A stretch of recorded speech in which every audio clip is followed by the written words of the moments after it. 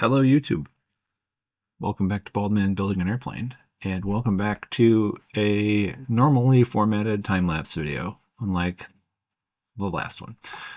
This is where we're attaching the whole sub-panel assembly to the firewall and the, I don't know if you call it a longeron, the U-channel brace that's up there as well. After last video's tour of the trays and whatnot, this is just basically that. I wouldn't say that work is done, but that work is all the measuring and cutting and whatnot that I needed to do before attaching the sub panel to the upper forward fuselage is done. Now it's a matter of I need to attach the upper forward fuselage to the rest of the fuselage in order to actually like place the panel and place let's see, the support for the panel so I can like start making some wire runs from the back of the plane forward and from the wings inward and all that.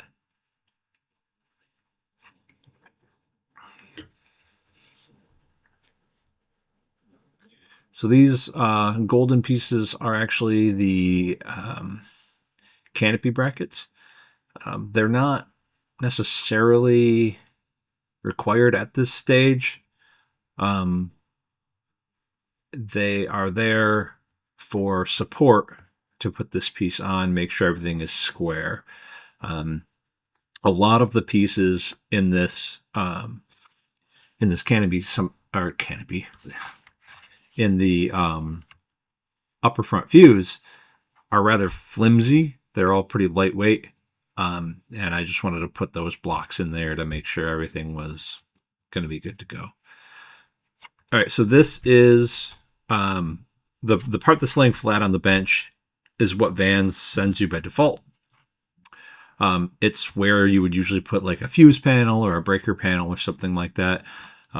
As I've said before, we'll be using Vertical Power's electronic circuit breaker system.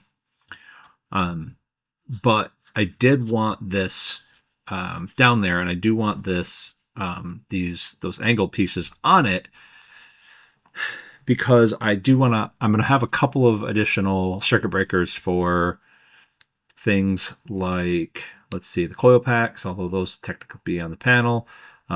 Each set of injectors needs a fuse or a breaker. I need to look at what I have set up for the breakers, but there you can kind of see it getting put together, and I'm going to put it into the plane. Eventually I'll put it in the plane and I'll take the camera with me, maybe. I think it's just a test fit. Because at the bottom of it, if you saw, I cut a piece out. Yeah, there it is. Because the canopy pull, which is the sort of emergency situation, I need to get the canopy off this plane right now. Honestly, I don't know when you'd use that. Maybe it's on the ground.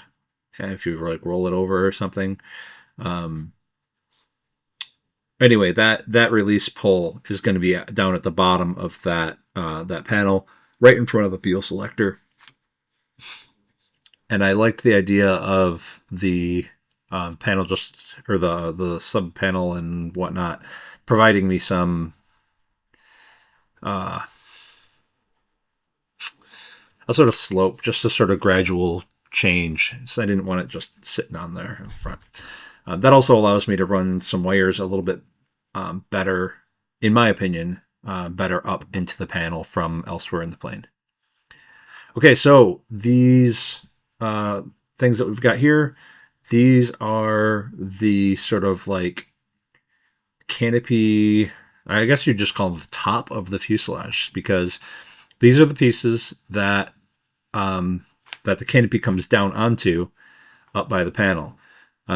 They are going to get scuffed, primed, painted, and attached. And when they get attached, they get tank sealant underneath them, which I actually did in the house, but I think that's on the next video. So yeah, on the next video, probably be coming back to attach the top rails to the fuselage and attach the last of the sub panel. So come back next time, and thanks for stopping by.